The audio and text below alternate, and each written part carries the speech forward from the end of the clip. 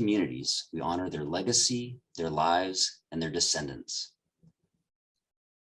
Before we go any further, I'd like to explain briefly how we've defined sustainable protein for purposes of this event. So we're using it broadly to refer to any kind of protein that's derived from a source other than animal-based agriculture. So these alternative sources might include plants, fungi, seaweed, microorganisms, or even lab-grown or cultivated meat, fish, or dairy. Another term that we use interchangeably is alternative protein or alt protein. So as for why we're referring to these sources of protein as sustainable, it's because of their potential to have lower environmental impacts and promote food security over the long term. Now, for some of these sources of protein that are really cutting edge and in their infancy, it may still be an open question exactly to what extent they'll be sustainable. That remains to be seen, but we're tentatively putting them in this category. So you've probably heard that animal farming contributes to climate change by promoting deforestation in some countries, as well as through direct greenhouse gas emissions, especially from cattle.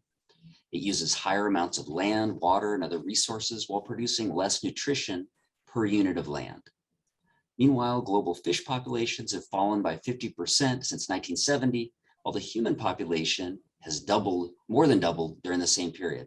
So it's not like we can look to the oceans and seafood as an alternative to land-based animal agriculture. Even so, the global population continues to grow and is expected to reach 10 billion people by 2050. So the question arises how we're going to be able to feed so many people in ways that are healthy, affordable, and environmentally friendly. So sustainable protein in all its forms may be the answer, or at least a large part of the answer. For that reason, as well as because of changing consumer habits and practices, it has been drawing massive attention in the business community.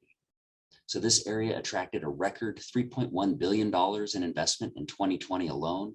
And in recent years, we've seen the rise of an astonishing array of food items that simulate traditional animal products better than ever before. So these include products like meat-like burgers from companies like Beyond Meat and Tofurky, an exciting egg alternative from every company made with precision fermentation technology, and even the development of lab-cultivated, in some cases 3D printed meat.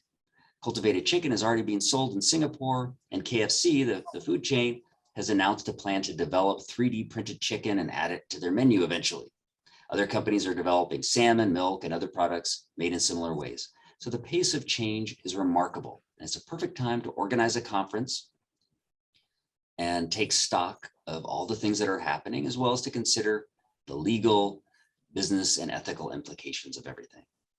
So now I'd like to turn things over to my co-organizer, Pamela Hart, the Assistant Dean and Executive Director of the Center for Animal Law Studies. Thank you so much, George. Here at the Center for Animal Law Studies, we are thrilled to be partnering with the Center for Business Law and Innovation on this cutting edge and critically important issue of sustainable protein from the legal, business, and ethical dimensions. On behalf of both of our centers and the Lewis and Clark Law School, I'd like to thank our expert panelists for sharing their time and talents with us, as well as all of the attendees who are joining us today as we address ways in which we can engage key stakeholders as we reimagine our food system. As George mentioned earlier, industrial animal agriculture has devastating impacts to the planet and our climate. It also causes tremendous suffering for billions of farmed animals in the US and around the world. Our hope is that by exploring the intersection of animal law, business law, and other relevant areas of the law, we can achieve a more compassionate, effective, and just world for all. Today, we bring together academics, practitioners, and entrepreneurs who are deeply involved in the fields, and they will be sharing their expertise on the following panels. First off, we'll be starting with Doing Well by Doing Good, the nexus between innovative food companies and socially responsible investing. After that, we'll discuss food for thought. What is the optimal IP strategy for cell or plant-based protein? Following that, we have labeling controversies. What can businesses call their alt protein innovations, and why does it matter? And finally, we'll wrap it up with regulatory pathways and pitfalls for alt protein. And with that, I'd like to turn it over to Professor and founder of the Center for Animal Law Studies, Pamela Frasch. Pam? Thank you, Pam. It is my pleasure to moderate this first panel of the day, particularly given the topic, which looks at the nexus between innovative food companies and socially responsible investing. And because, of course, we have a very distinguished panel of speakers who approach the topic through three very different lenses. The speakers have chosen to engage in a roundtable conversation centered on a number of questions that I prepared. So I'm really hoping that we're able to get a good conversation going, but we will reserve the last 10 to 15 minutes for audience questions. So if you would like to ask any of our panelists a question, just use the Q&A function at the bottom of your screen. And so without further ado, I will briefly introduce the speakers in alphabetical order, and then we'll just launch right into the conversation. So first up is Allison Condra. She is a highly experienced attorney in the food and beverage department at the law firm of Davis, Wright, Tremaine, LLP, and applies her lifelong interest in quality, responsible food to help clients protect and grow their good-for-you food and beverage brands. Allie has represented food, beverage, and pet food companies, distributors, retailers, farms, and restaurants. The primary focus of her practice centers on evaluating food labels and advertising for regulatory compliance and litigation risks, covering topics such as plant-based foods and alternative proteins, green marketing, hemp-derived CBD, statements of identity for innovative products, and quote-unquote functional foods. She counsels clients on local, state, and federal food safety regulations, including the generally recognized as safe, or GRAS, standards for food ingredients, and navigates product recalls with government agencies. Additionally, she advises on a broad range of other related topics such as Prop 65, food and alcohol delivery, and menu labeling. So welcome, Allie. Next is Arturo Elizondo. Arturo is the founder and CEO of biotech food company, The Every Company, based in Silicon Valley. Every has raised over $230 million in capital and exists to accelerate the world's transition to animal-free protein by creating real animal protein without using a single animal, including the world's first animal-free egg, as George mentioned in his introduction, all via fermenters instead of factory farms. Arturo has been named to Forbes 30 Under 30, Newsweek's America's 50 Greatest Disruptors, Green Business 30 Under 30 Sustainability Leaders, the San Francisco Business Times 40 Under 40, BBC World News's 10 Latinos Who Inspired the United States, and he was named the Person of the Year by the National Hispanic Institute. Prior to founding Every 7 years ago, Arturo interned under Supreme Court Justice Sonia Sotomayor, the White House under President Obama, the US Department of Agriculture, and Credit Suisse. He hails from meat-loving Laredo, Texas on the US-Mexican border and holds a degree in government and comparative politics from Harvard University. Welcome, Arturo. Thank you, Pam. And last but certainly not least, Amy Trakinski is the managing director of Veginvest, an investment trust focused on supporting companies removing animals from the supply chain. To date, Veginvest has funded over 40 startups creating alternatives to animal-based meat, dairy, eggs, seafood, and materials. And before co-founding Veginvest, she was a partner and the founder of the animal law firm of Egert and Trakinski, where she litigated on behalf of national animal protection organizations, grassroots advocacy groups, and individual clients. And here I'd just like to add a little personal side note, but Amy's legal work and that of her firm was and continues to be groundbreaking and innovative as they took on multiple cases and issues of first impression within the field of animal law. And Amy deserves a lot of credit for significantly growing the field.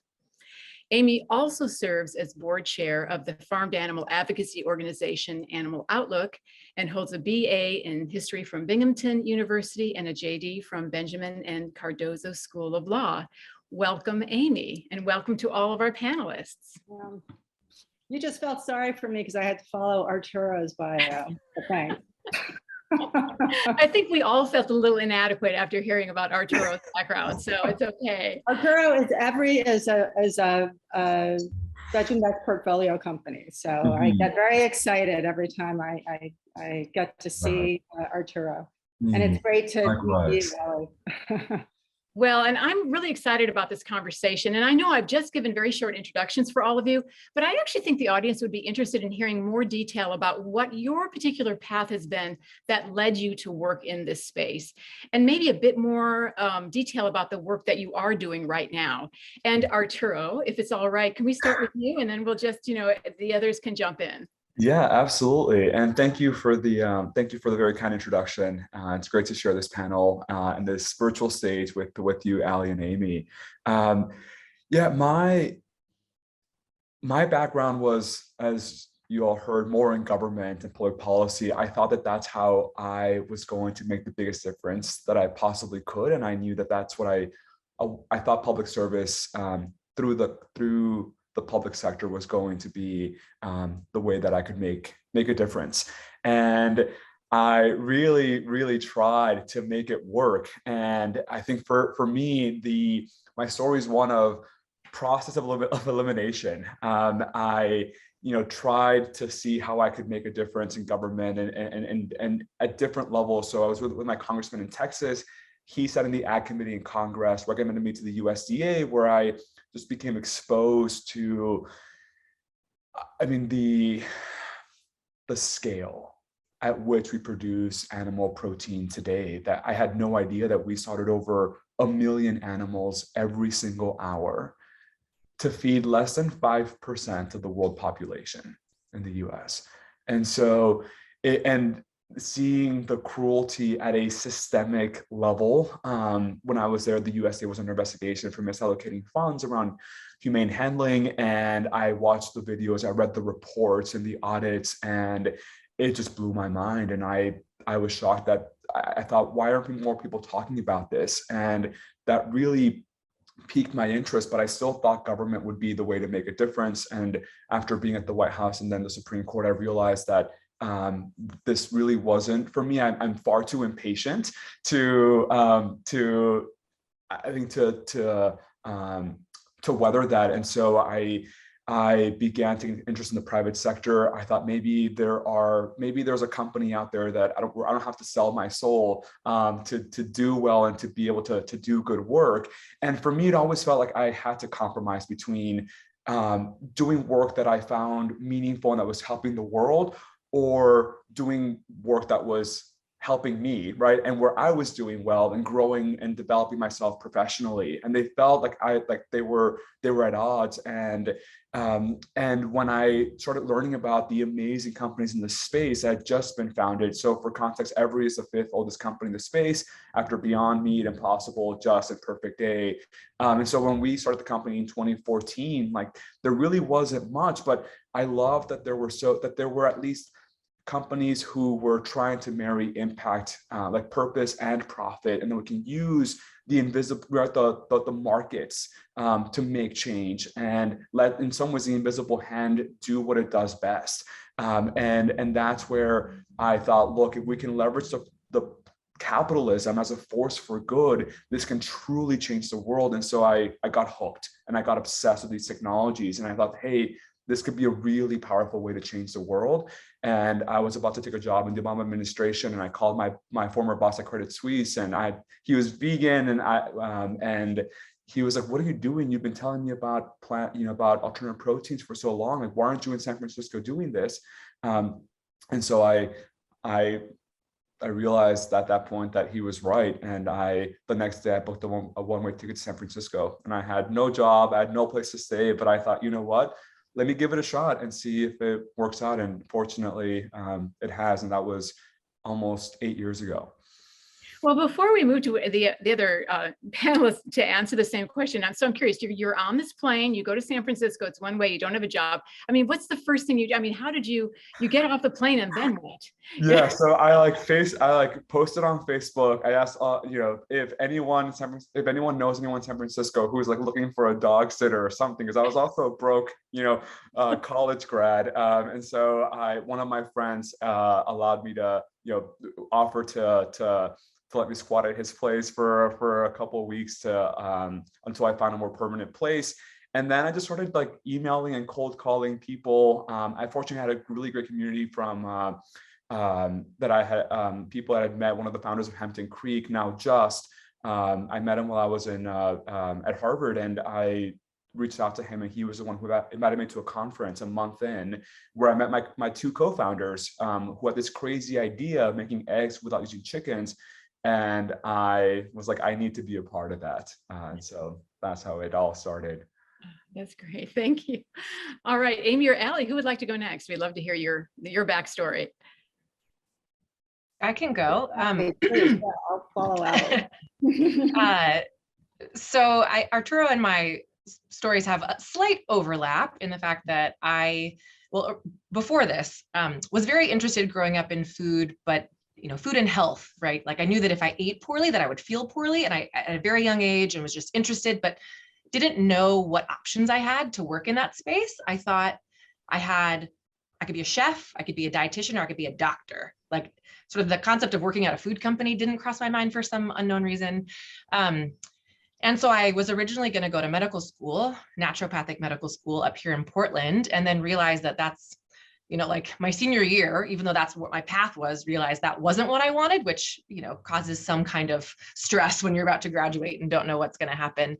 And during my senior year, learned about food sociology and food policy and just like this broader world of folks that were working in the food space. And so I moved abroad, and during that year kind of learned more about what kind of options there were in food policy and food sociology, things like that.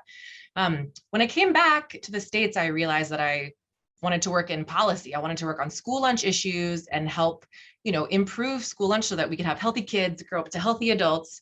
I thought I wanted to go, work in Congress. And I was having trouble like finding what program I wanted, because I was at Tufts University. They have a master's in policy and also in like in environment and agriculture. And I grew up in a beach town in California. And so it made no sense to me why I was interested in like the agriculture side of things, but I went forward just kind of considering those questions. And at some point my mom was like, well, what about law school? I was like, well, I don't want to be a lawyer. Like, what? No, I want to be in policy. And I was like, okay. So I looked into it and found two schools, Drake University and the University of Arkansas, that both had food and agriculture programs.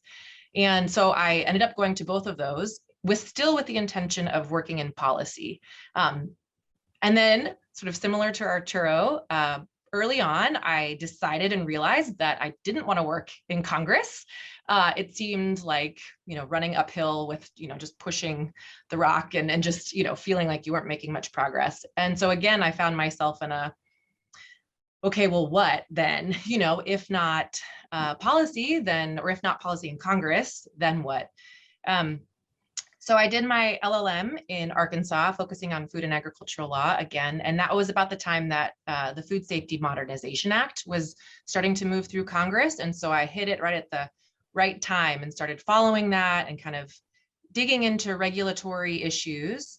I, after that, did go to the Food Law and Policy Clinic at Harvard Law School for 3 years. So I got some policy work under my belt, kind of helping people understand how to make policy change and teaching law students what it's like to be in the food law and policy world. But as many of you know, this area has pretty recently developed. So we were kind of, developing it as we went. And then I decided to move back to the West Coast and found Davis Wright Tremaine that has a really robust food and beverage practice.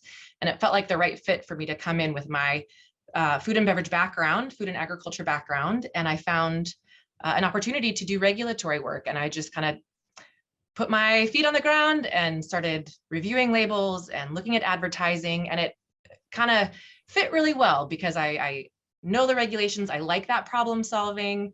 Your clients never come to you with like the really direct, easy questions. It's always like the cracks in between the regulations that you got to figure out for them. And in the food space, if you're a company that's trying to do well and do good, you want to communicate that, in compliance with the regulations that were written many years ago and don't necessarily fit kind of what companies are wanting to do now. And then also this litigation area. There's a lot of litigation in the food labeling and food advertising and food safety space. And so helping clients understand what they can and cannot say, what things are, risky, and it's very dynamic, changing all the time. And it's very interesting to be able to help companies understand what they can say and what they can do while kind of minimizing their risk. Great, thank you. Amy.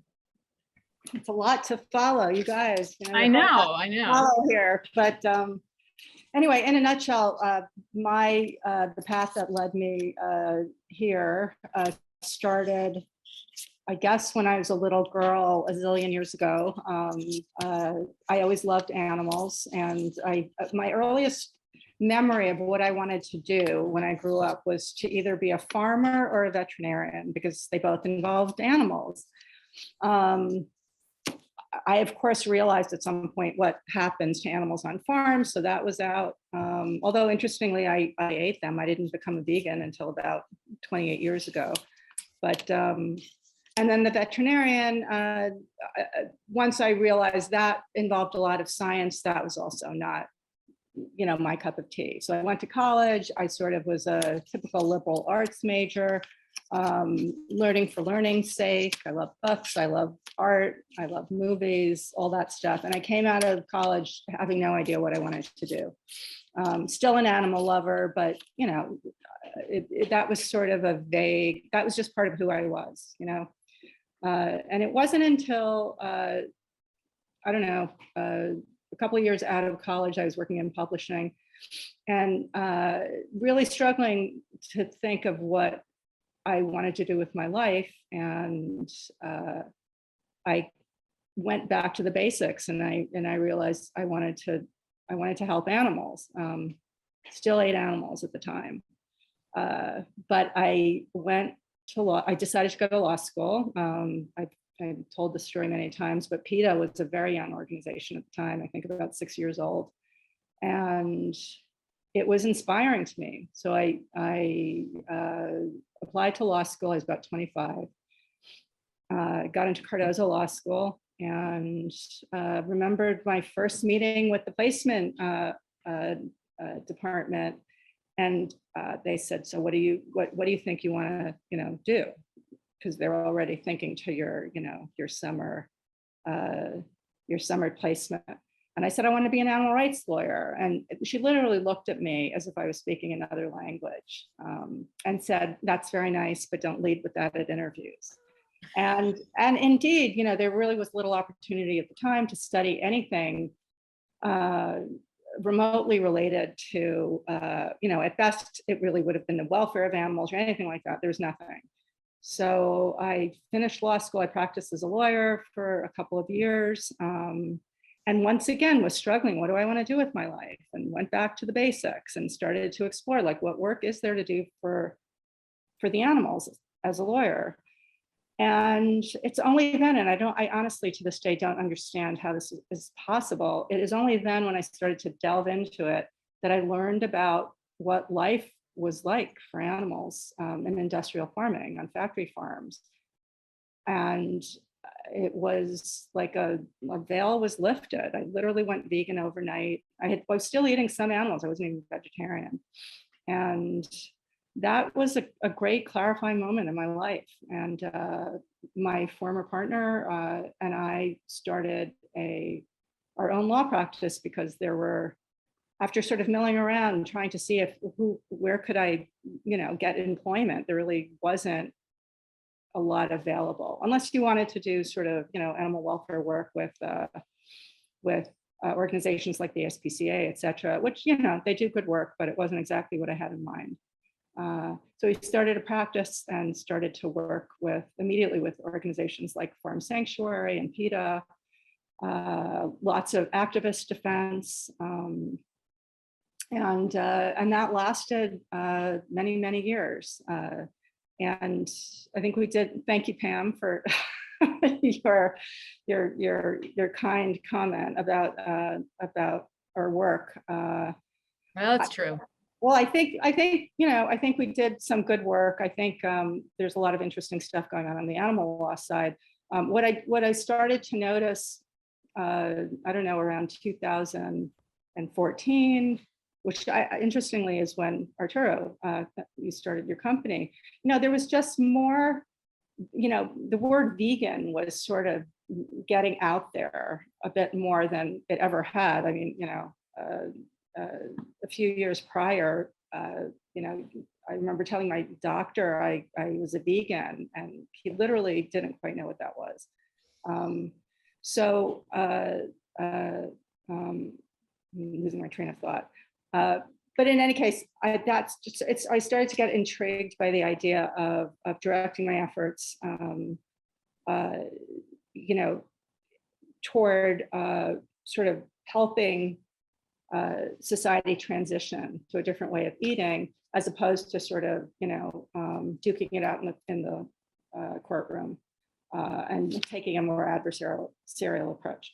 And luckily, at that point, I had many friends and colleagues and acquaintances in the animal world, and that led to me being asked to help start what became Veginvest in around 2015.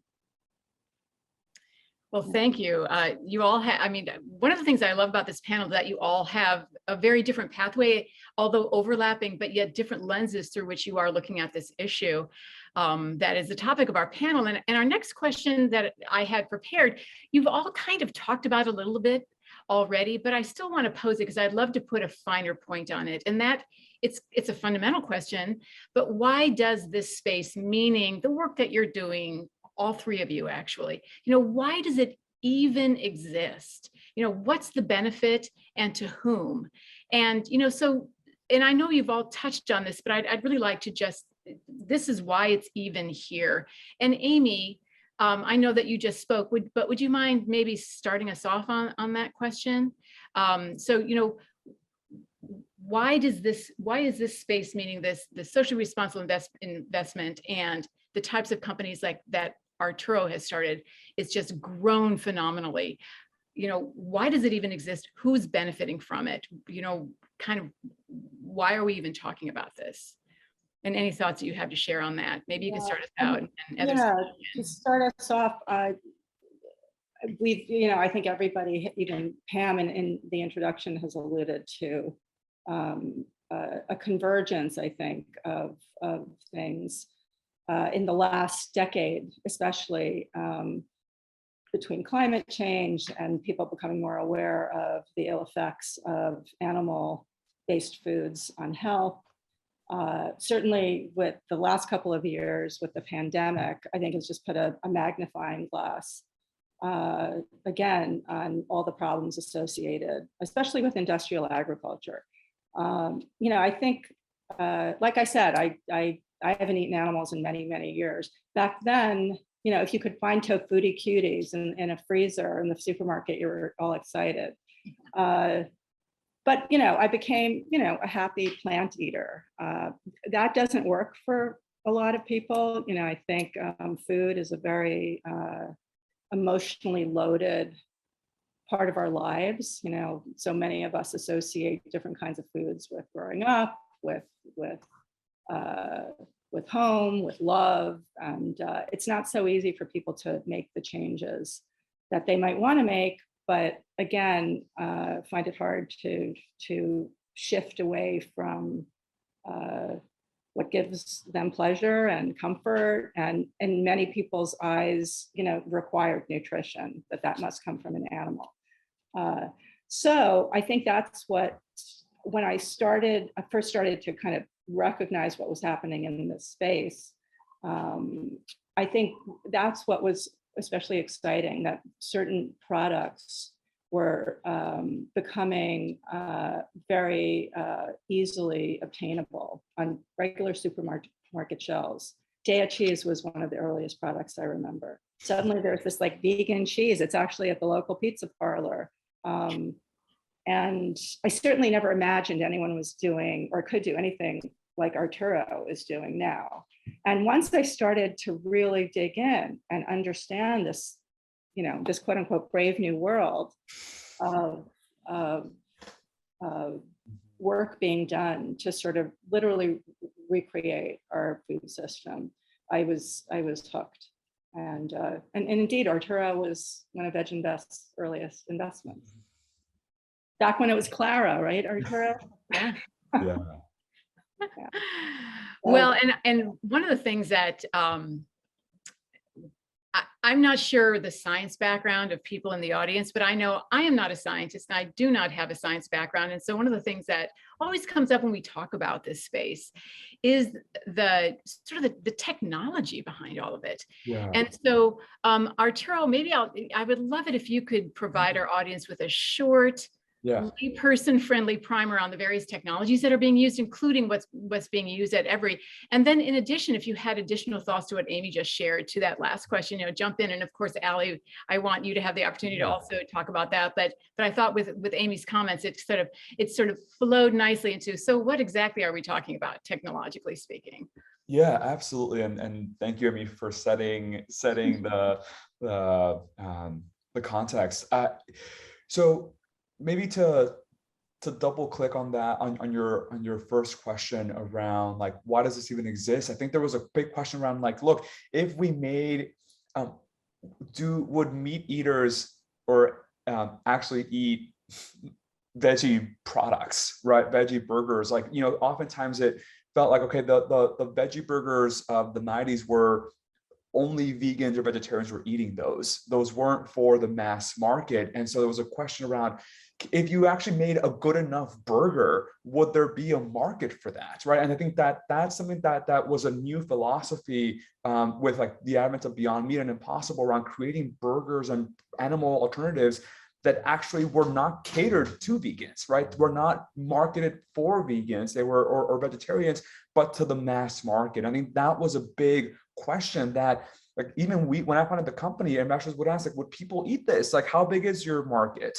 And so I think that was a big kind of question mark. And I think a lot of it has to do, it's this flywheel effect where the answer was yes, right? Like, if you make good enough products, people who normally eat meat are going to, or animals are going to, would actually opt for this other option. And I think now the 90% of the customers of Impossible and Beyond and other alternative protein companies tend to be non-vegans, which I think is an incredible statistic. So that's one. And then in terms of the technologies to actually get to these better products, right? There are three kind of big pillars. One is plants, right? So Beyond Meat, Impossible, the Just Egg, the Daiya cheese, all of those kind of Gen 1 alternative protein products. And then you have like the deeper tech approaches, which go at true, like really try to drive the fungibility question. And so that's either when you work with animal products, right? You have meat, dairy, and eggs as like the three big markets. Meat and all of the meat markets, meat is based off of cells, so you need to recreate those cells for the most part to replicate those textures. And so you have the cell-based approach where you grow animal cells, replicate. You get a cell from a cow, grow it, and you can replicate it. And essentially, you're working with the same building blocks to recreate. To recreate those tissues that give it the bite, the taste, and the texture. And then the middle pillar is the other high-tech approach is fermentation, which is what we do, which is using, for the products like milk and eggs that don't have any cells, right? They're just a combination of proteins, fats, and water. There are technologies out there that have been scaled already before to make, for example, proteins, animal proteins without using an animal. So most people don't know, but when we say we make real animal protein without using an animal, they're like, this is crazy. How is this possible? It feels like science fiction, but it's been around for 40 years. Like insulin was the first ever animal protein made without using an animal. Prior to the 80s, it came from pigs. You needed over 50,000 pigs. You need to kill 50,000 pigs, extract the insulin protein, purify that, and inject it into people. And 50,000 pig pancreases got you 1 kilo of insulin protein. And that's how every diabetic in the world got their insulin protein from. Now that technology is 99% of insulin is made using fermentation. The technology started making its way into food via rennet, right? Before, for cheese, it wasn't vegetarian until the 90s. Before that, you had to kill baby cows that were only a couple days old because the protein used to curdle the milk to make cheese is called rennet, and that could only be found in the fourth stomach. Fast forward to today, all that protein, really great companies, mainly from financial reasons. Now, because killing so many cows and like having it, and the veal industry was taking, what was sort of taking a nosedive, it became very expensive to source it from baby cows. And so it became more economical to actually produce it using fermentation. And so now almost 90% of cheese in the world is made using fermentation-based rennet instead of the rennet from baby cows. And so we, for us and companies in the fermentation space, we kind of saw like, look, if we replace the pig for insulin protein production, we've replaced the baby cow for rennet protein production. Can we replace the chicken for protein, for egg protein production? And can we use this technology to replace animals more broadly from the protein production system? Thank you. That's really, I mean, some of those statistics I'd never heard before. That's really interesting. And I would imagine that most people have not. I mean, Amy, you probably know this because you've been working with Arturo for a long time, but I think that's incredibly interesting. And really interesting perspective. Allie, is there anything else that you jump in and everybody? Yeah. Well, I unfortunately have nothing intelligent to add about the science side of things. I'm just like, oh my gosh, I can't believe all that. So fascinating. But on the question about, how did we get here, or what's sort of the importance of this space from my perspective, from like the regulatory sort of food labeling and advertising side of things. And I know there's a panel on labeling later, so I won't dig into it too much, but I think, regulatory compliance, like labeling, what you put on a food package is like not that old, really. I mean, some things have been in the regulations for a long time. Nutrition labeling is somewhat, relatively recent. I'd say the 90s, I think. And I think for a long time, it was just kind of this area that companies just dealt with. It was like, I got to put, this nutrition labeling on these ingredients. There wasn't really a lot of, people were maybe still getting used to looking at food labels. And then at some point, I don't know when, as companies were shifting to wanting to promote, the fact that they have particular ingredients, or that they really did want to focus on the health, the nutrients of their products, or what it can do to somebody's, your body. Let me actually take a step back, which is, nutrition science is, and nutrition recommendations are very political, right? Like I feel like it was like, eggs are good, eggs are bad, eggs are good, for cholesterol and other reasons. And there's just sort of changing recommendations about what is good. And one example is the word healthy, right? Like healthy is a defined term in the regulations, and it basically means that a product is low in fat and saturated fat. Now, like I have a number of clients, and I know a number of companies that want to say now that they have healthy fats. Well, like there's a tension there, right? Like the science and our understanding of what is or is not good and what is or is not healthy has shifted. And so I think that as companies have shifted, as our understanding about what kind of foods we should be eating has shifted, companies are coming up against what used to be kind of a boring, like, check the box thing, exercise for regulatory compliance to stay out of FDA's way, and just to like provide truthful information to a place where there's just friction, right? Like they want to talk about the nutrients and why it's good for you. They want to, I say functional foods in quotes because there is no real category of functional foods for FDA, but functional foods being foods that provide more than maybe what we think foods of our childhood provided us, right? And they want to talk about those benefits. So I think one thing that's changed is just what companies exist in the food space, right? What their missions are, what their food products are, what they're trying to innovate. And with that innovation, again, you're coming up against these regulatory regimes that are kind of old and are behind the times. Two, then you have, consumers that are paying more attention. We have the food system that has been changing. We talked about climate change and environment and, all of these kind of broader issues that impact what we eat and why. And then we also, I think, have, there are in addition to the FDA, right, I said there's a lot of litigation in this space. So what used to be just maybe a check the box exercise now has really increased in risk for food companies, because there's folks who are plaintiffs who will sue food companies for their food labels and their advertising. And so it just becomes another thing, another issue that food companies have to take into consideration as a risk of doing business. And I think it's important because if there are companies who are trying to do good and do well and communicate what is good about their product, we want to make sure that they can focus on that mission and not have to deal with, litigation that sometimes seems frivolous. Like, I think some folks would disagree with me, and that's fine. But, it takes companies' attention away from getting their product out and doing good, because they are having to, manage this other legal risk that I think was not as prevalent, at least when I was growing up. So helping companies understand that so they can put their attention on their production and their business is really important. Yeah. It's interesting because one of the things, one common theme, and of course, the title of our panel is just, doing well by doing good. And so I want to talk about that a little bit more. And I know, again, I'm just going to turn my attention to you, Arturo, but I want everybody to jump in. I know that you're at the forefront of this new and rapidly developing industry.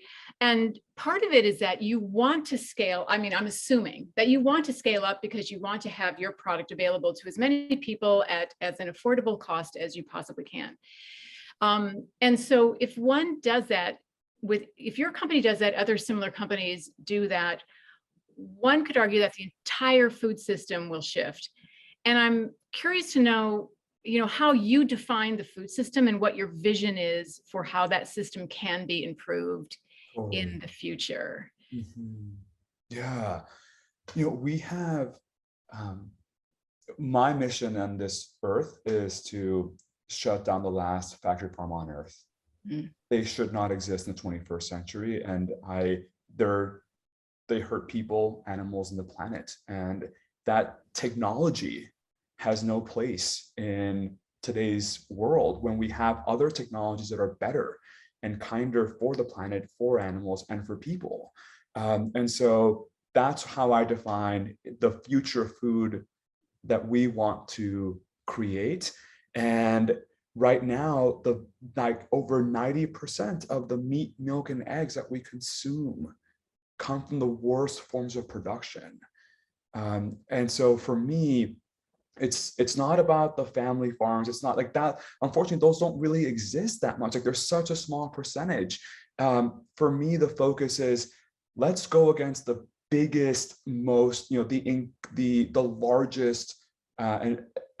largest industrial farms, and provide an alternative for if we're a penny cheaper, right? And the consumer experience of product is just as good, if not better. That's again where the invisible hand starts doing its work, because for the most part, these proteins are commodities for a lot of people, and people go for the cheapest option that still is tasty, that still drives the vast majority of consumer purchasing. And so how do we meet people exactly where they're at, is that we use it in technology that can compete at the scale and at the with the product characteristics that people want. And that's how we drive that change. So for me, that's what the future of food looks like, a world free of factory farms. Allie and Amy, anything that you'd like to jump in and add to sort of what your vision is for the future of the food system? You're Oops, you're muted. Wouldn't be a Zoom meeting without one, right? Oh my God. Okay, good. It'll be so nice to see everyone in person one of these days. I know, it really will. Yeah, the future of the food system. So again, Arturo and I, we argue back and forth about this. I agree with most of what Arturo has said. I think we do need to meet people where they're at, and thus these alternative proteins are really important for that reason. to the degree that a lot of these alt protein companies are sort of linking arms with big food and, walking into the sunset, and everyone's going to do well. And Allie's not where it thinks people, or I'm putting words in your mouth, but maybe the lawsuits, consumer lawsuits, are distracting the companies from doing good and doing better. So I'll play the devil's advocate a little bit. I think, and Allie probably would agree, to some extent, at least, consumer lawsuits are exactly why companies are trying to do better. So I'll just, I hope those continue. The ones, for example, on the animal welfare side, Pam and I are, and Allie, you too, are probably very familiar with a lot of the consumer protection lawsuits that have been filed, mostly by animal advocates for false advertising, about how happy the cows are on that, who gave the consumer that quart of milk or pound of cheese, and et cetera. And as far as, the companies who I work with, these are venture-backed companies. They're meant to scale. This is why Veginvest exists, to support companies like these, so that they can scale, and not scale slow, scale quickly.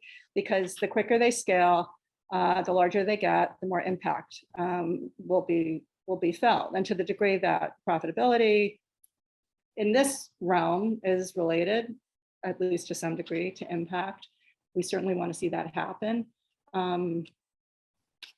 Veginvest is a little bit unique. I'll just add as a footnote, we're a trust, and our profits go to charities promoting diet change and animal protection. So there's that. But we want to see companies be profitable. They need to be profitable to exist and grow. I do think at some point, I hope that we meet people where they are, and then we help them get where they want to be. So Yes. I feel like as a longtime vegan, and as when I was an animal rights lawyer, I was just like,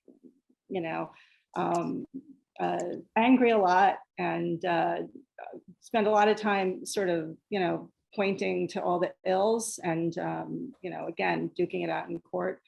But here, I think that what makes me want to do this work on this side of things is, shockingly, I have more faith in people than I thought I would at this point. You see a lot of stuff in this kind of work when you're trying to change, the situation for animals. So what I'm trying to say, I guess, is that I hope, I hope what these companies are doing takes the food system in a certain direction, away from animal production and animal consumption. And again, I think part of the reason that alternative protein or plant-based eating, really more to the point, is that people are evolving, I hope, I think, and they're becoming much more aware of the connection between what they eat and their health. But also, once you start moving away from animal products, I think it frees you up to kind of, hopefully live your values, because most people, love their companion animals, and would probably say they don't, even folks who don't love animals don't want to see them suffer. So let's hope this is an evolution. And again, there's lots of great, plant foods out there that, nature provides, and getting people to eat more plants in their diets, more fruits and vegetables, et cetera, along with the foods that are being, created by a lot of these startups, is, I think, would be the way I would want to see things go. And I think I'll only add that, I do think there is a place for, consumer class action and false advertising lawsuits, right? There are certainly lawsuits that I see that I'm like, yeah, okay, like I see what this is, right? And I think, those don't come across my desk as often. So I think it's sort of all of those things are true, right? There's a role for litigation to move the food system, right? And to make change where, the legislatures aren't, and to just kind of move those things. And there's also a great number of lawsuits that seem to not be focused on that. And it's Totally agree, by the way. You know, Yeah. A lot of your clients are terrific companies, so you're lucky. Yeah. In that respect.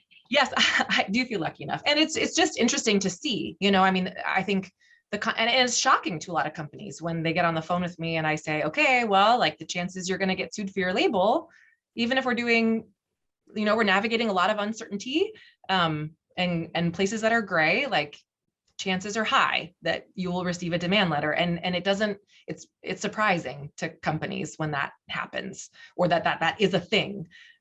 So yeah, just to. Well, and you know, Allie, since you're talking, and I know, and as you mentioned, we do have this great panel later in the day that talks about labeling very specifically, but within the context of this panel, I think it will be important for everybody to understand some of the larger legal challenges that arise with the development of brand new foods. And so I was hoping, could you just explain, you know, and I know this is huge, there's a lot there, but if you could sort of, you know, in a way, give us a nice little primer about the typical legal regulatory process for new foods to get to the marketplace. Sure. Yeah, I know it's a big ask, but I do think it would be really useful for people to sort of just understand some of the hurdles and some of the challenges that you've been describing that, you know, that Amy and Arturo are also talking about and dealing with directly. Yeah, and I'm only going to focus on FDA because USDA, pun intended, is a whole different animal, right? Like it's its own thing. And I think there's another panel that will kind of talk about the FDA, USDA regulatory space, I think. So I'll leave that to them. But I think the biggest part for me, for an innovative food company to bring a new product or, you know, a product that has existed before, but in a new way, really has to do with this food additive, generally recognized as safe kind of topic area, which is to say that anything that's added to a food is a food additive, and there's a food additive approval process, unless it is generally recognized as safe. And there's been controversy around this generally recognized as safe process, like, is it sufficient? Does it adequately protect consumers, right? We'll set that aside. But just to say that if you have a new ingredient, a new product, you have to show that it is safe, right? That makes sense. We want things that are added to our foods to be safe for us. And so the GRAS process, this generally recognized as safe, is not an approval, right? A company or a submitter, you know, gathers documentation and evidence to show that, let's say, an ingredient is generally recognized as safe for its intended use. And that is really important, right? Because there are existing regulations that have gone through this. Sometimes GRAS ingredients sometimes they can become regulations, most of the time they're not. But there are some ingredients that are like for use in baked goods only, or for use in beverages to this degree. So it gets really nuanced. And as companies are, you know, maybe using existing products, or let's say we've eaten carrots forever, so we know that carrots are good for us. But if you extract the beta carotene and you want to add beta carotene to a food ingredient, well, that's different, right? Arguably, that you want to make sure that that extract is safe for its intended use. How much, you know, so companies need to get really robust review of their ingredient or their product to make sure that it, you know, that if the FDA comes and says, hey, like, we see you're using this ingredient, like, show us why you think it's safe to be used. And then a company can respond to the FDA. It's not an approval, right? We've seen the FDA issue letters to companies that question, you know, they have questions about this GRAS process, which companies don't have to submit their documentation to the FDA. And if the FDA has no questions, they issue a no questions letter, and then a company is, you know, free to go forward and use it. But the ingredient and that process is not free from challenge later down the road. So it is something companies need to think about. But I think for new products, that's the most important sort of food safety and regulatory thing that they will be dealing with. Also, carving out anything that is a dietary supplement, right? We're just going to leave that somewhere else because that's different. Yeah. But otherwise, you know, if you're in the FDA space, then the next pieces are similar across, other food companies, right? Making sure that your production is in line with the, production food safety regulations, like where are you getting your ingredients? Have you vetted those suppliers? What are you doing about distribution? So that's typical. On the labeling side, as you mentioned earlier, I think, statements of identity are a huge issue for new products. A statement of identity tells the consumer in its most basic terms what the product is. And that sounds like it should be easy, but it's not always, right? Like, how do you describe in a way that's truthful and not misleading what this new product is if it has never existed before? And there's tension with existing products. I think this, the panel later will probably talk about that. But having to communicate clearly what the product is, especially if it's brand new, is a challenge to navigate. And then similar to other products, right? If you want to talk about the nutrient content, that is something that is important, not too tricky, I think, for even new products. Structure function claims, if you wanted to talk about the way that a nutrient or dietary ingredient affects the healthy structure or function of the body, that's where I think dysfunctional food comes in. That's a really tricky gray area that companies have to navigate. And then I think for companies that are trying to do well and do good, especially around environmental issues, and this isn't specific to alternative protein companies, but just in general, but companies who have a broader mission that impacts the environment.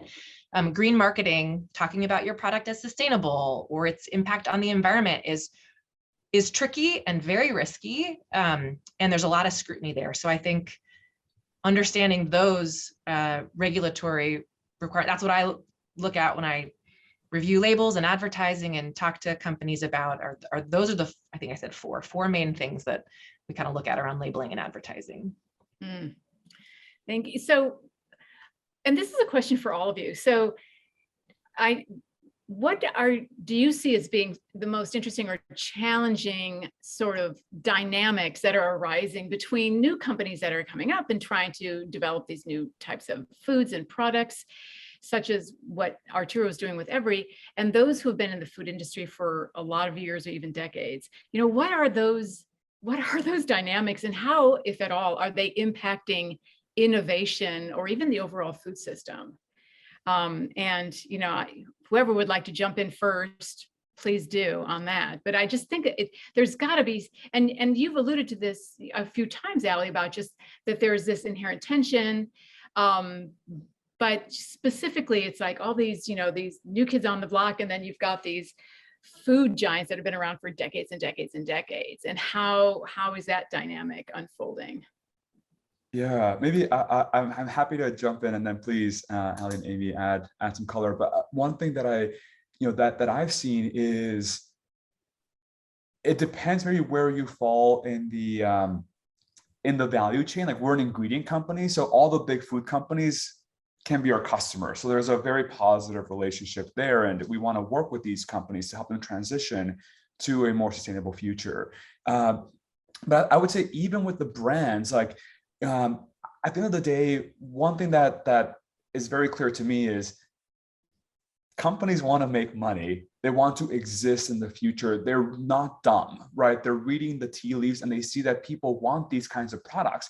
When you had to create these brands like Beyond and Impossible and these others to prove that there was a market. Now that it's there, everyone wants to catch up, right? They know if they don't do that, they're going to become the next Kodak, right? And die and disappear. So if they want to exist as a company for the foreseeable future, they have to adapt and continue and adapt to the changing consumer, right? At the end of the day, it always boils down to the consumer and what they want. Consumers have validated and shown that they want these kinds of products.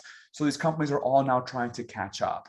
And then you have like Danone, right? That's a massive dairy company that also just bought White Wave Food, that owns like So Delicious and Silk.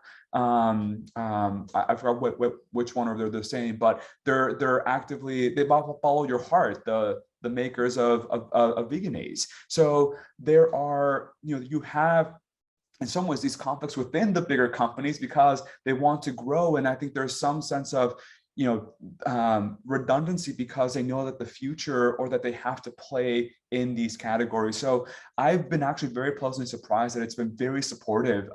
Cargill, Tyson, JBS, they've all these are, Tyson, JBS being some of the largest meat companies in the world, actively deploying capital to these companies. And really, I think for a lot of them, it's one, how can they play? But two is, look, there's something here and we need to follow it. We need to understand how we want to play. So a lot of it is learning about the space, but also kind of hedging as a company to have some business model de-risking. So I would say I've been very pleasantly surprised that there is so much interest and involvement from the incumbents in a way that, again, the nuance here is, the producers of some of these meats, or the farms, right? The dairy associations, like those,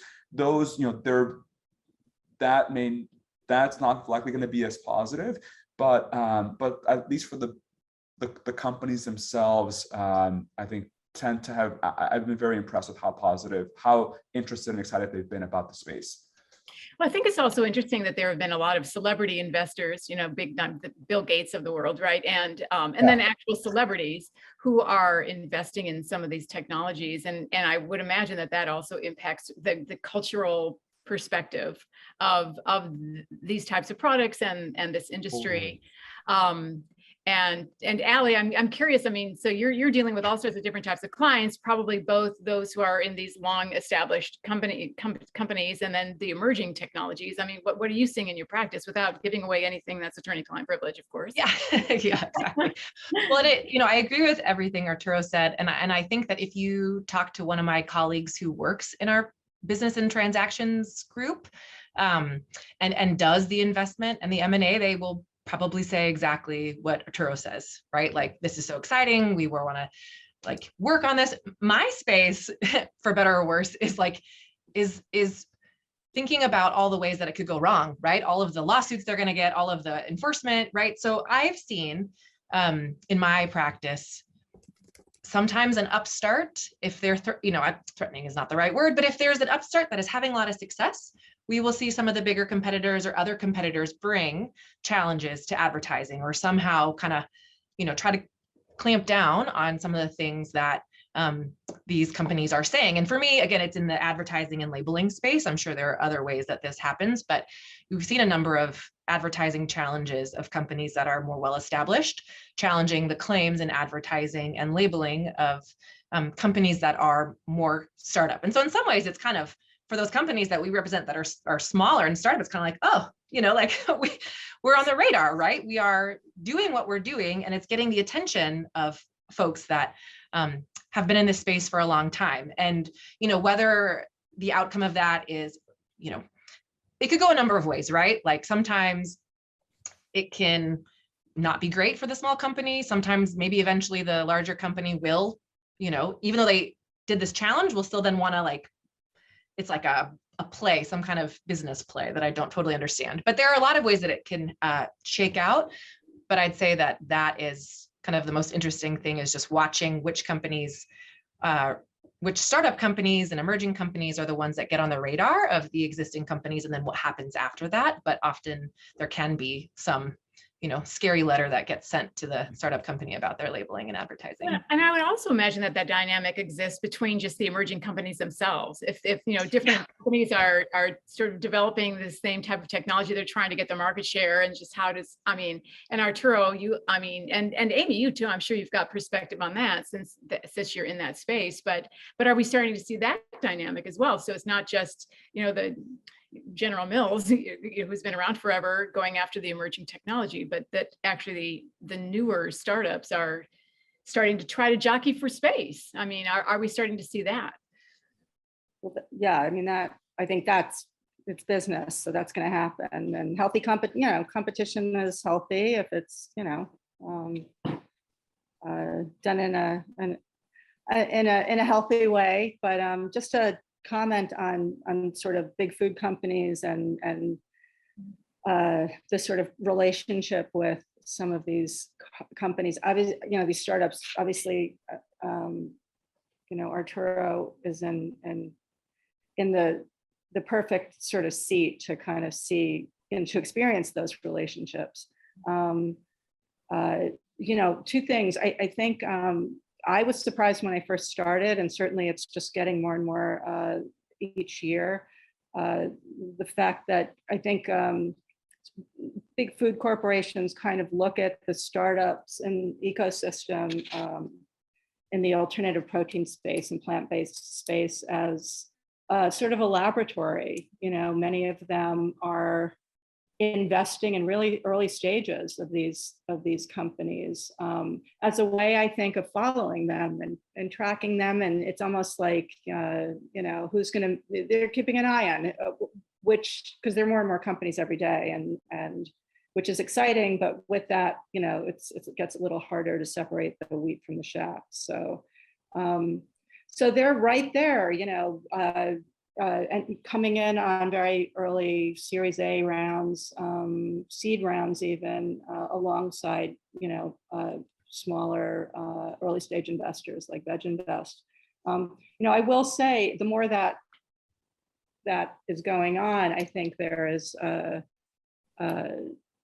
the opportunity, and sometimes, the desire for some startups to, anyway, if a big food corporation is interested in, let's say, filling an entire early round of their fundraising. I mean, I think that comes with some risks, especially with mission-driven founders who are doing this, whether it's for the animals, the environment, whatever it is. I think you need early stage investors around you who are going to have your back when the pressures come to bear. And you start navigating the choppy waters of the early years of your company. So, there's a lot of at conferences, big food and young companies and, mission investors are all very friendly. I think, at a certain stage, the relationship might start to shift in some cases. I think sometimes they can be great allies to a company, for sure. And I think this goes, frankly, for any investor. When a company's fundraising, I think they should know who they're marrying in an investor, which, again, Arturo knows firsthand.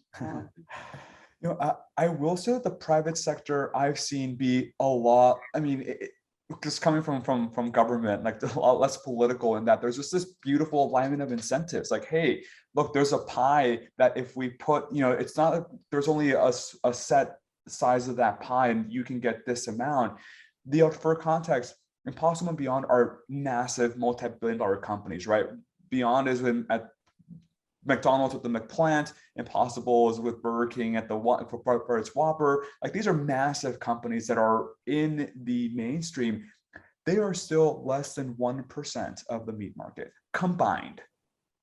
And so these categories are tiny. The egg market, it's $200 billion. 99.8% of that market is still dominated by eggs.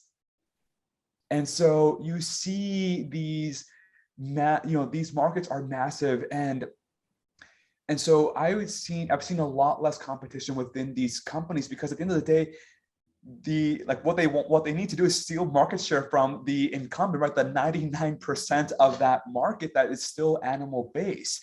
And so it just doesn't make any sense to pick fights with the other smaller companies, when in reality, we just need to raise awareness for people, show that, hey, these products taste good. They're in your grocery stores, go get them, right? They're at the restaurants that you want. And so I think especially with the big companies, they see the lack of the under-penetration, the severe under-penetration of alternatives in these markets. It's like, look, one of our largest investors is Ingredion. They're a $7 billion ingredients company.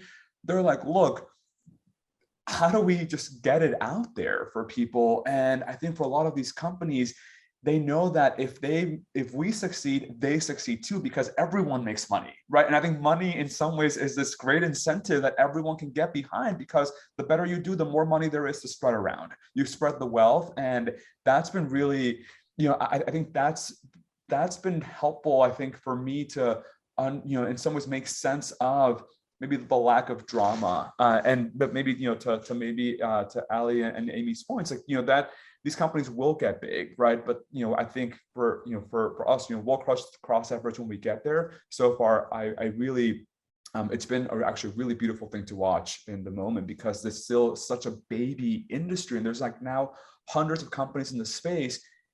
And yet it is, I would still argue, like, we could use several hundred more and there still wouldn't be enough.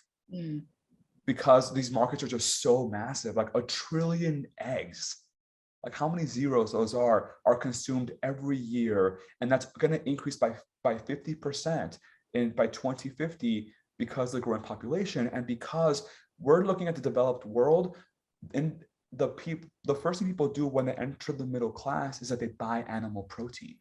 So even meat consumption is projected to rise, like animal-based meat consumption is projected to rise massively. Egg consumption, milk, because people in developing countries are buying animal protein, and and this is a structural force that we need to kind of get ahead of. And so it's, it's a growing pie, if you will.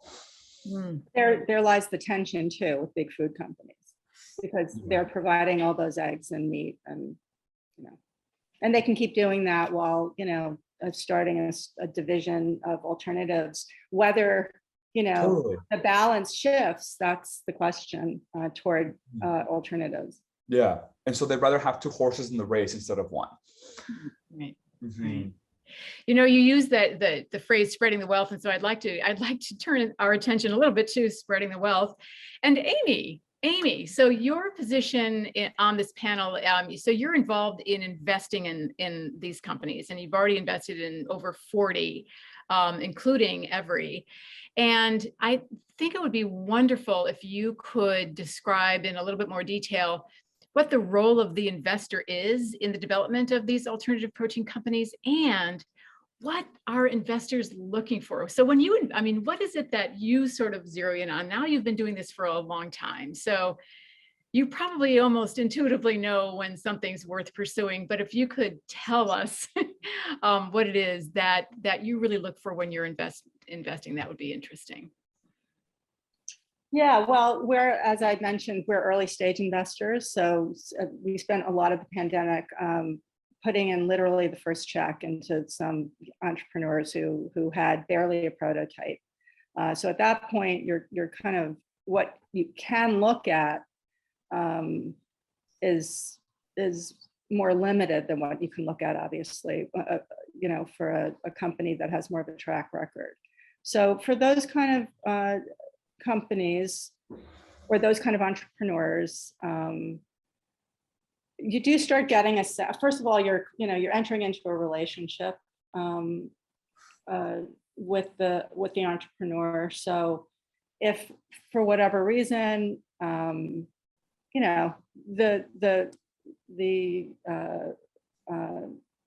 it's hard to sort of click, at least that's how it is with me. If it's hard to develop a rapport, unless it's something like so absolutely incredible, I tend to these days find it easier to pass on those kind of companies, because I think in this space, and the others on the panel might agree, like there's a lot of FOMO, there's a lot of FOMO, and this is a hot space. And, early days of Veginvest, there were many fewer companies. And so it felt as if there was sort of at least this kind of world of so-called vegan investors, that vegan investor term has kind of been thrown to the wayside. It's now alternative proteins and all the rest. But we would co-invest on a lot of deals because it was easier, frankly, to kind of ferret out the really good ones, the strong ones. There were a bunch of accelerator programs going on that really, were sort of helping launch these companies. So the founder, so for me, the founder, frankly, is kind of most of it. Oftentimes the idea that is first sort of presented, even sometimes there's no prototype, sometimes there is. It's likely that it's going to, it's going to morph a lot, and especially the first few years of the company. So you want to kind of, you want to believe that that the founder can kind of go with the punches in that respect and be able to think on their feet. And being mission aligned is certainly important. It doesn't kind of line up that way every time, but we certainly like to invest in founders who share our specific mission of reducing animal cruelty. So those are the most important things. A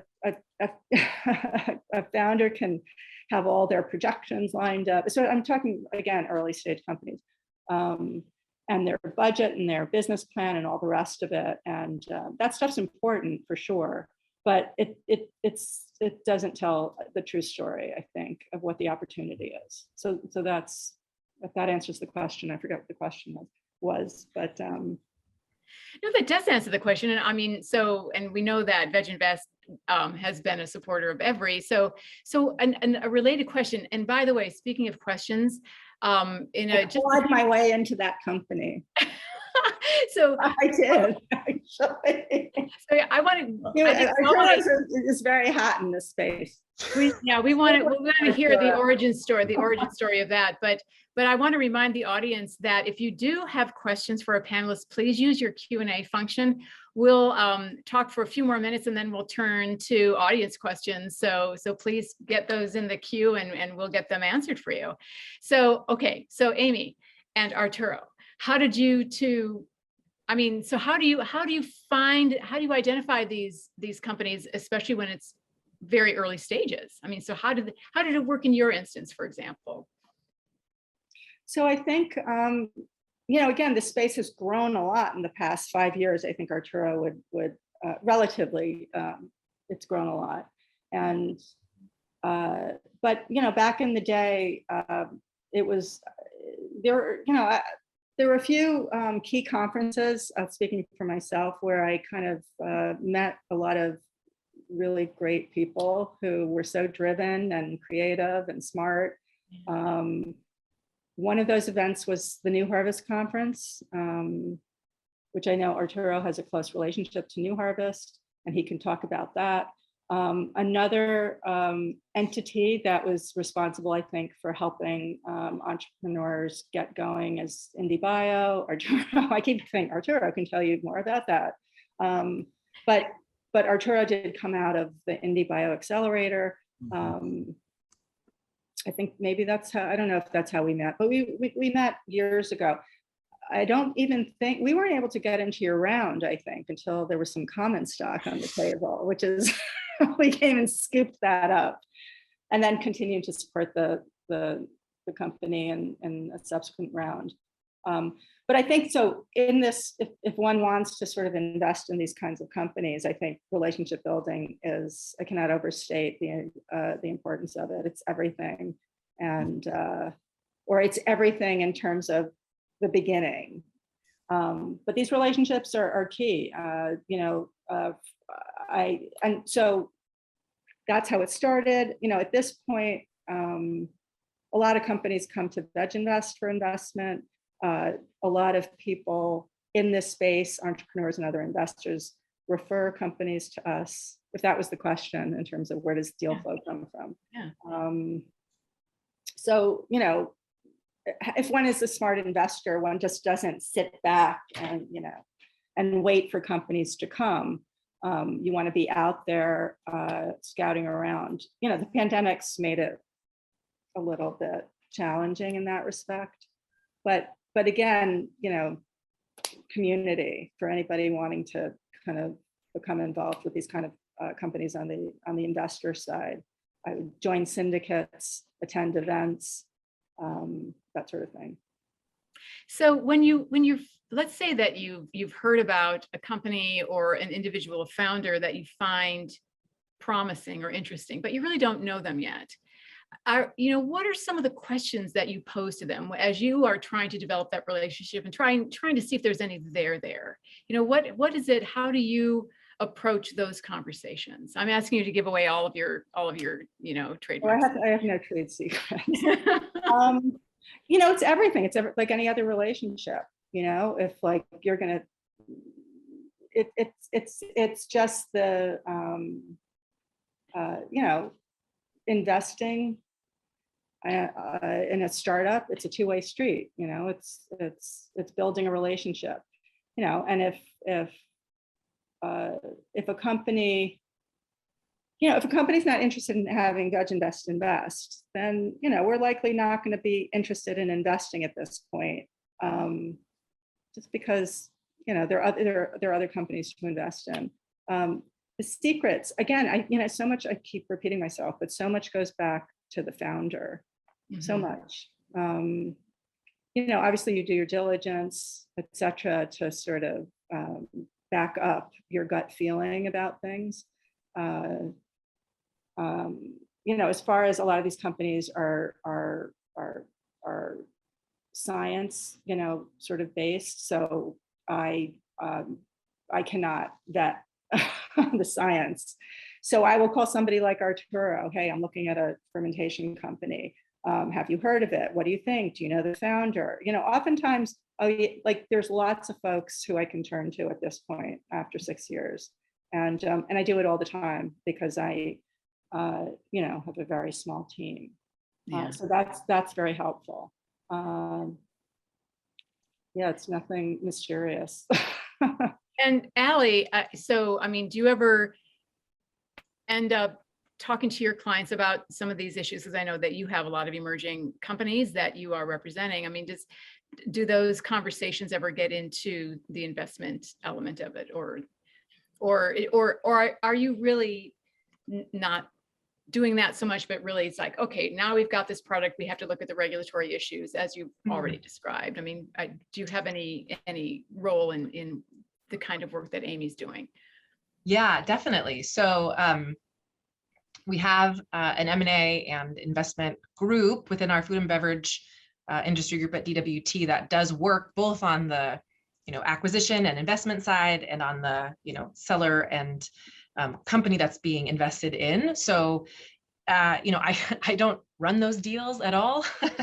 But when it is a food company, my colleagues will reach out and I will help on the diligence side of things, like Amy was talking about, right? So if either side, right, whether it's the sort of investor or the company, I do look at their labeling and their advertising and their food regulatory compliance to get a sense of do they know what they're doing? Where have they taken risks? Has anything happened before? What should they know? So if we were working with Amy, we would say, hey, we looked at this company's labeling, here are the places where things look like they could present some, low, medium, high risk, right? And then the investor gets to decide what that means to them. But, my piece is just one of many topics in diligence that an investor has to consider and weigh. And of course, I think the labeling and, regulatory space is very important, which it is, but it is just one of many factors. So we do act as subject matter experts on the labeling and advertising and food safety side for companies and for investors, which is it's really fun to be able to take a look at that. And then hopefully if we're representing the investor, that means that if the investment goes through, then we'll be able to continue working with the company as it becomes part of the portfolio. And well, thank you all. And by the way, we're getting a lot of questions from the audience. So I think what I'm going to do at this point is turn our attention, because we've got about 15 minutes left. So let's turn our attention to some of those questions.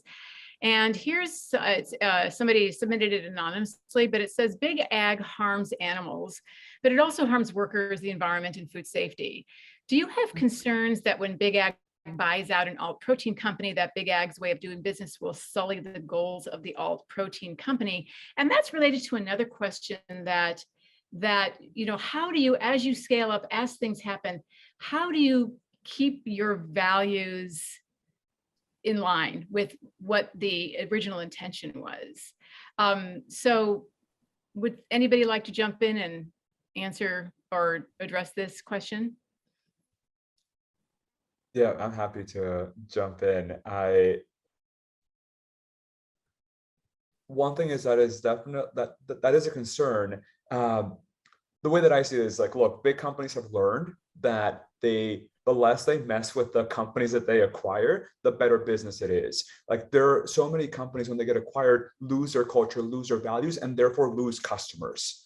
Right? Like, when big companies try to buy, have historically, when big food companies have tried to buy smaller companies, they kind of bring them in and then start diluting the brand, and then the brand suffers, and therefore the company more broadly suffers, and the ROI isn't really there as significant. And so I think a lot of big food companies have learned that if they want to really realize the ROI of their investments, they have to almost like, create firewalls, or let the brands continue doing what they do best. And I've seen a lot of companies now where they keep the founders, they keep as many people as possible, because they want the brand to continue, and in some ways actually help the bigger company improve and adjust. So that's something that I've seen with bigger companies in terms of looking at acquiring different startups. That being said, I think the broader question around acquisition, I think about a lot. And yes, in some ways, there is always going to be a downside. Nothing's ever going to be really perfect, but does the benefit outweigh the risk, the cost? And does the benefit of scale, right, global distribution, getting your products out there, outweigh maybe compromises on on just what it means to scale and maybe produce overseas, right, and have lower cost labor, et cetera. I think that there is that open question, I think, for depending on the company. Yes, like I would say inherently, like, they may not hold the as high of a bar as the company that gets acquired, but oftentimes, like, that company can become almost a beacon for for the bigger company to sort of help raise the bar, or at least let the company benefit from the injection of capital and the scale without compromising on the other things that they care about. So that's one take. I will just add, as a sort of tangent or adjacent topic to that, which is when I talk to companies that are early and they're mission driven, and the story about the whatever it is, right? Like their environmental footprint, the way that they're sourcing ingredients. And this comes up sometimes with like handcrafted is a good example, right? And that's kind of a tricky term, but it's like, okay, so what is true now for your company? What is your story now? What can you support in terms of your advertising and labeling? And how will that continue to be true or not as you grow? And sometimes it can continue to be true, right? If the source, like Arturo was saying, if the sourcing standards are such that, as you scale, you can maintain that. But I think it's really important for companies to think about that trajectory, that maybe it's really true when they're small and starting out, and as they grow, does that statement, does that, story continue to be true? And if not, is that, what does that mean for the company? And do you change your advertising, but what does that do to your brand? Or do you change, really hold true to your mission and the story? But it is a tension that I see on the labeling and advertising side. Yeah, I'll just add, and maybe I'm reading this into the question, but there seems to be sort of a undertone as to whether, is it ethical to be acquired by these big corporations who are creating, so much damage in the world. And, even if you can maintain your integrity? And I think that's a good question. I think it's definitely a compromise. The problems in the world are huge with regard to what the food system, what animal agriculture is doing, especially to the animals, frankly, because the amount of suffering is just beyond anything we can comprehend. So, circling back to our earlier discussion, I mean, personally, I hope that, I hope these startups and along with consumers change these big food companies, as much as these big food companies help the startups who they acquire grow. And, that's why I don't think this space is the answer to all our problems. I mean, I'm not supposed to say that, I know. But I think this is one piece of the solution, one piece. But a lot of social change has to happen. And that, consumers have to also, there are a lot of folks who don't like big ag, but they'll buy a lot of products that big ag makes. I think it's going to really take a revolution in our food system. This is just the beginning. And again, I think that it's going to take a lot of work from on the part of a lot of stakeholders. So before you asked a question, Pam, about the relationship between big food companies and startups, and is there tension there?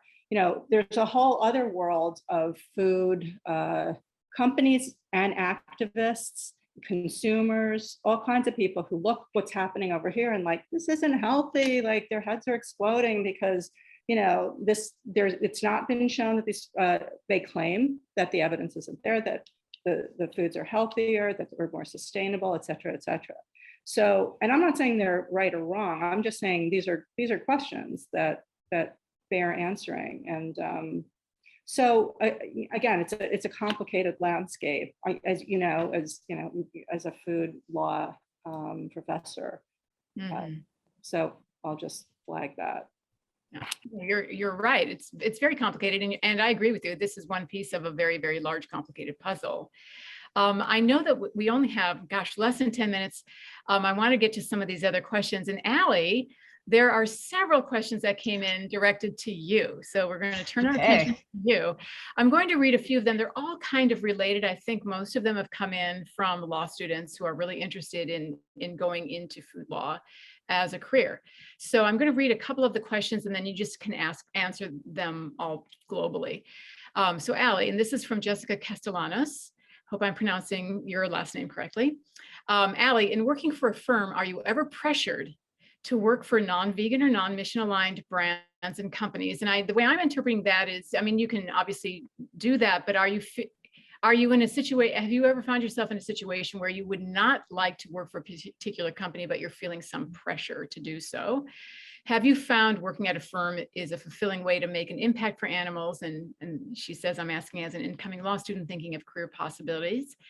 Another one for Allie, do you have any advice for a law student graduate who wants to enter into practice in the food labeling arena on how to do so?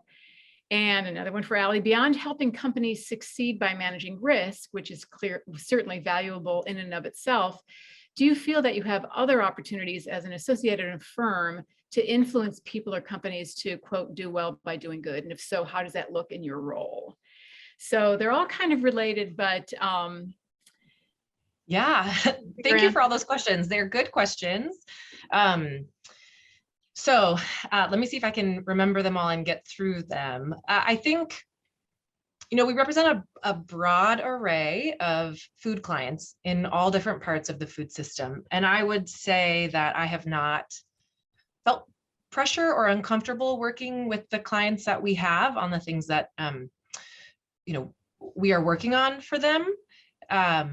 I will say that in practice, and since I've left law school, right, I've come to understand and appreciate the nuance and the complexity of the food system, that where I may have, sort of had more black and white views about particular things that has evolved.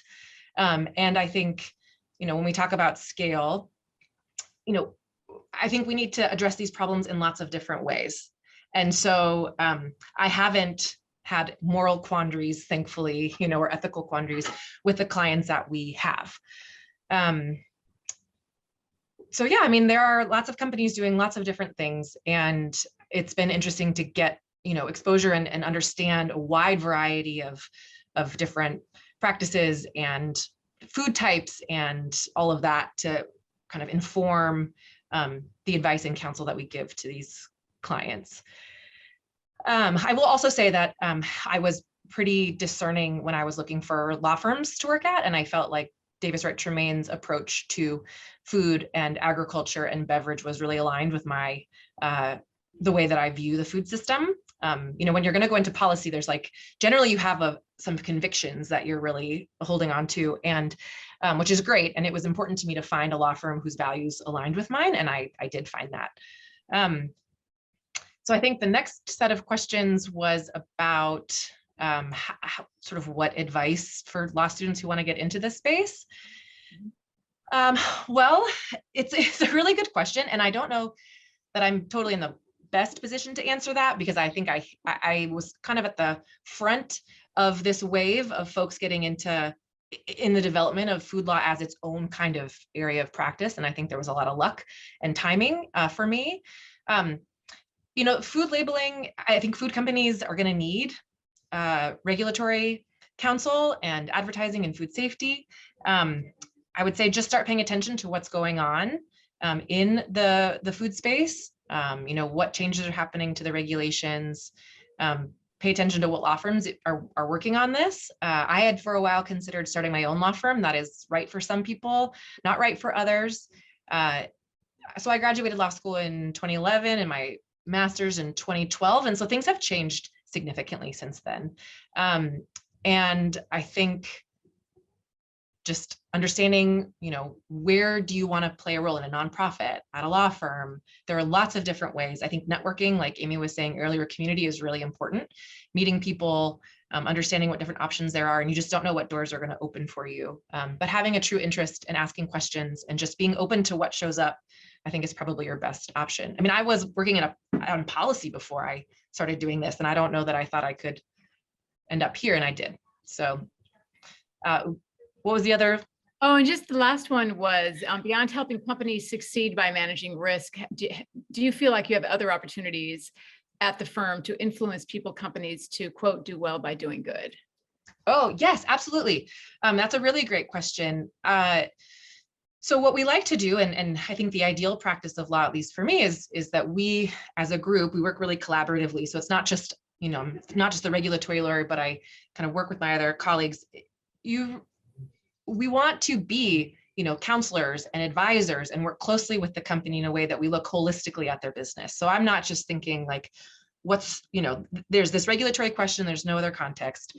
And so I think that as you build those relationships with these companies and folks that are wanting to do well and do good, you really do have that position of trust to have these conversations, whether it's about environmental impact, whether it's about equity and diversity and inclusion, all kinds of things. You can have that. And, my role is really on the advertising side. And so it's maybe a little bit more limited than folks who are sort of day-to-day business advisors.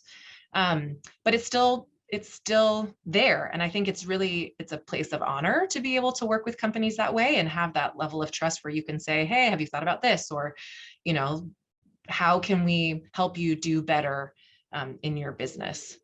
And some companies want that and some don't, right? You're sort of the whole gamut of clients when you work in the food system. Well, thank you. I'm sure that there are law students, obviously, who are very interested, who are joining in. So that's all very helpful advice for them. And we are down to our last couple of minutes. So I'm just going to ask one question of all of you. So just to sort of wrap it up, at any brand new endeavor, like as we've been discussing, these emerging and new wonderful businesses, it's filled with risk and uncertainty. So for those who are interested in getting involved, I'd love to hear from each of your unique perspectives. What does it take to succeed in this space? If you were giving advice, and Allie, you've already talked about getting involved in food law, but I mean, to succeed from your perspective, Arturo and Amy, from your perspective, what does it take to succeed in this space? If you could give some quick advice in the remaining couple of minutes. Oh, Amy, you're muted. I think by now I would have this down. Anyway, just quickly, I guess you're asking me from the investment side. You know, I sound like a broken record. So much of this is about really building relationships, being able to talk to people, being curious, putting yourself out there, showing companies. I think as an investor, you want to show companies you're not just there to, you want to support what they're doing, their vision. It's about their vision. And oftentimes companies will assess an investor. Hopefully they have lots of investors interested, and they're not just desperate for your money. Some are, but it's, you know, many have said this, it's like a marriage. Sometimes it is, sometimes it isn't. But for those companies that you click with, it's really, it's actually a joy to sort of bring more to the relationship than just the money. So, you know, I think entrepreneurs look at investors oftentimes with what are you going to bring beyond the check, as they say. And I think that's important, and that's the fun part, frankly. You know, if it was just about investing, but the fun part is actually getting to work with some of these companies who are, you know, are being founded by some of the smartest, most just tenacious, dedicated, visionary people. So that's the really great part. Oftentimes that, you know, when I'm sort of feeling a bit burned out, like yesterday I had a call with a new company, a new entrepreneur, and it was just, I got all excited about it all over again. And so I really do think so. As I said, my background is litigation. I'm a lawyer. I certainly didn't have finance background. I was actually, you know, sort of trepidatious about entering into this whole space, especially, you know, from the investment side. But, you know, like any other, like Ali said, she works with a team, you know, as an investor, even if you're an individual investor, you know, you bring others are involved in the process. You talk to a lot of people, you call some, you know, I don't understand how something works. I'll call somebody up who does understand how it works. You know, I work with a transactional lawyer on the deals because that's not my background, even though I'm a lawyer. And I've learned a lot, and I enjoy that side of it too, by the way, as a lawyer. I think there's more and more space for good lawyers who want to get involved in startups. There's clinics at a lot of law schools all over the country. So I think that's a meaningful kind of role to fill if one wants to have impact and, you know, use your law degree. Certainly, I think the law degree helps, you know, from the pure investment side, mostly because people like seeing law degrees. I don't know. You know, there's so many, I don't know why, but it's true. Most of the time. So yeah, so I think just really put yourself out there, lead with your, you know, enthusiasm and interest. And certainly in our world, I think all of us on this panel, you know, we are passionate about making change. And I think when I started my law practice a zillion years ago, that's how I did it. You know, it was exactly the same approach. I went, you know, when I was in college, they called me Aimless Amy. I kid you not. They called me that, Pam. And I went from Aimless Amy to, like, when I focused on what it was I cared about, it was like doors opened. It was amazing. I didn't even know what I wanted. And then suddenly there's this opportunity. And when you make it about that, about focusing on the, you know, what it is you want to do in terms of what is your passion, then it's much easier. Oh, I completely agree. And well, while we're in the law category here, Ali, do you want to go next? Sure. So I echo what Amy says, you know, about relationships and being curious. I mean, as much as it applies to being an investment, you know, in investing, it also applies in the, you know, being a counselor and a lawyer for these companies. You know, I think, yeah, so curiosity, networking, a real interest in this space is what will make you successful, because it's also a lot easier to go to work if you are interested in what you're doing, or at least find it curious, right? And I have colleagues who find the business side of helping these companies really investing, where that just is like too much for me. And sort of back to the other question from the law students, I think there are, yes, like the food regulatory space is really interesting. It's really niche-y, it's so specific. And there are lots of ways that you can support a food company, right? If you're interested in M&A, if you're interested in intellectual property, if you're interested in employment, right? There are like, we have an industry group, and so we can service the whole company. And I think that it's also important in those roles to understand the food system, right? My colleagues who work in this space are better lawyers for food companies because they understand the companies and the industry. And so it may seem like, the regulatory space is the one that it is very interesting. And I think exploring and understanding that there are other ways to support these companies in meaningful ways is important to know. Thank you. And Arturo, you bring us on home. You get the last word. Yeah, well, shameless plug, we are hiring. So for those interested there in you looking at go. this space, we're doubling the company over the next 12 months. So we have a lot of non-technical positions. And look, I look for 4 things whenever I look at people who really do well at the company, and hopefully in a bunch of other alternative protein companies, which is like the tenacity, like that passion, like the relentlessness. 2 is the urgency, like just not letting perfect be the enemy of good, and just being able to just get stuff done. And then like audacity, like to be creative and like bold and do things differently.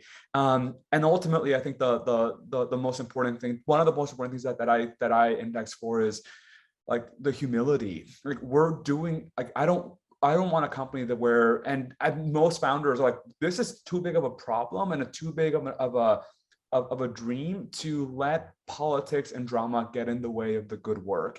And so I think that is something that, I've seen in Allie and Amy and the amazing people that work at these companies, that allows us to do good work. So that's something that I think would be useful. The other thing I want to share is someone shared a question around subsidies and like going after that. And I think like there are a ton of companies, there is not enough muscle and horsepower going into tackling the government subsidies, or really getting these companies to benefit from the same subsidies of the incumbent industries. So I think there's a lot of work that can be done on the government and legal side to help funnel some of that, or at least level the playing field for some of for the companies more broadly. I think that's a huge black spot in the space. Well, thank you. I want to thank Allie and Arturo and Amy so much. I know that the 3 of you are extremely busy, so the fact that you were able to take this time to share your expertise with the audience is so greatly appreciated. And if this weren't a virtual thing, you'd be hearing thunderous applause and like screams and an ovation. But so you'll just have to settle for me doing this right now. But thank you. And to our audience, we are now going to take about a 10-minute break, and then we will start our next panel at 11 o'clock. So thank you again. Enjoy the rest of the event. And Allie, Arturo, and Amy, thank you. Thank you. Good seeing you guys. Bye-bye. Thanks, Pamela. Bye.